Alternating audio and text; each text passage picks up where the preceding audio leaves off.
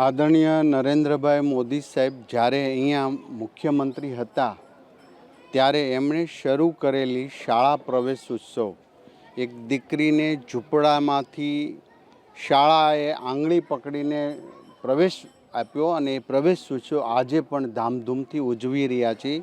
એનું પરિણામ એ આવ્યું છે જ્યારે 18થી 20% ડ્રોપ રેશિયો હતો, જે આજે 1 ડ્રોપ રેશિયો રહ્યો છે, જેથી કરીને 100% નામાંકન થઈ અને 100% જન્મે છે બાળકો, એ બાળકો પ્રવેશ લે છે.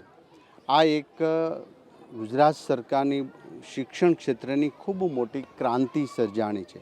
આજે તમામ ગામડાઓની અંદર ક્લાસ 1 અધિકારી, ક્લાસ 2 તમામ મંત્રી, ધારાસભ્ય અને ચૂંટાયેલા સભ્યો જ્યારે ગામડે ગામડે દરેક શાળાની અંદર જઈ શાળા પ્રવેશ ઉત્સવ ઉજવી રહ્યા છે. શાળા પ્રવેશ ઉત્સવ એટલે એક બાળક માટે ખૂબ મહત્ત્વની વાત છે, કારણ કે એનું કરિયર અહીંયાથી શરૂ થાય છે, એના જ્ઞાનનું પરબ અહીંયાથી ખુલે છે. અને આખા ગામની સાક્ષીમાં જ્યારે બાળક અધિકારીઓ, નામાંકિત વ્યક્તિઓ, ગામના સરપંચની હાજરીમાં જ્યારે એ પ્રવેશ લે છે ત્યારે ચોક્કસ એનો યાદગાર દિવસ બનતો રહેશે.